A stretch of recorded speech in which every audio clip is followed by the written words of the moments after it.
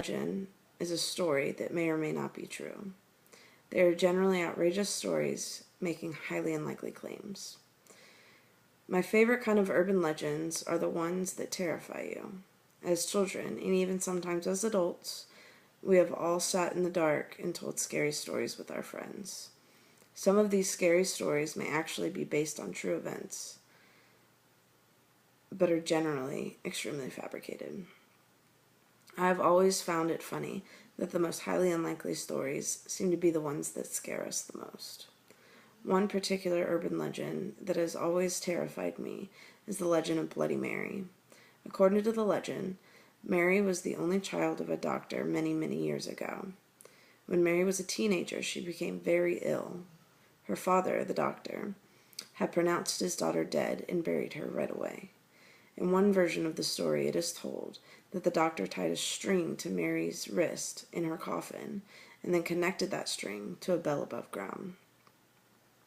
He did this in case his declaration of death was incorrect. Following her burial, Mary's mother waited by her grave for the young girl to ring the bell. The doctor became worried about his wife and made her come inside, away from Mary's grave. The next day, Mary's father checked the grave and saw that the bell had been rung off of its post. Seeing this, he frantically dug up his daughter's grave, only to find that it was too late.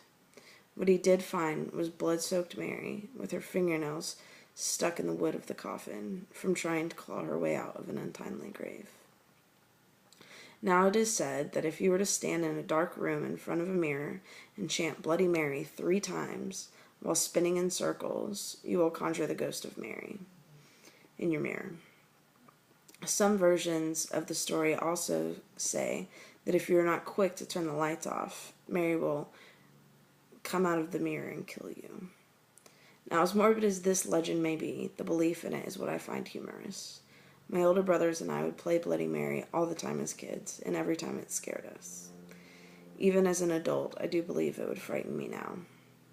Even though we know that there is no possible way that a dead little girl will show up in our mirror, it is the thought, or even the slight possibility, that it may happen that terrifies us the most. But anytime we play this game, we act as if it could happen. Our hearts race, we get nervous, and as soon as we say the 3rd Bloody Mary, we freak out and flip the lights on. The logical person in us knows that this is all make-believe, but the kid in us always takes over, and for a split second we may feel as if we are really in danger. All logic takes a back seat in that moment. In that moment, we allow ourselves to believe in something that is impossible. And it's fun. This is the whole purpose of an urban legend. These stories, whether light or dark, insane or believable, are all meant to entertain us and inspire us. And for these reasons, we will continue to share urban legends with each other, whether it be to make each other laugh or to scare each other. Urban legends will always be passed around from generation to generation.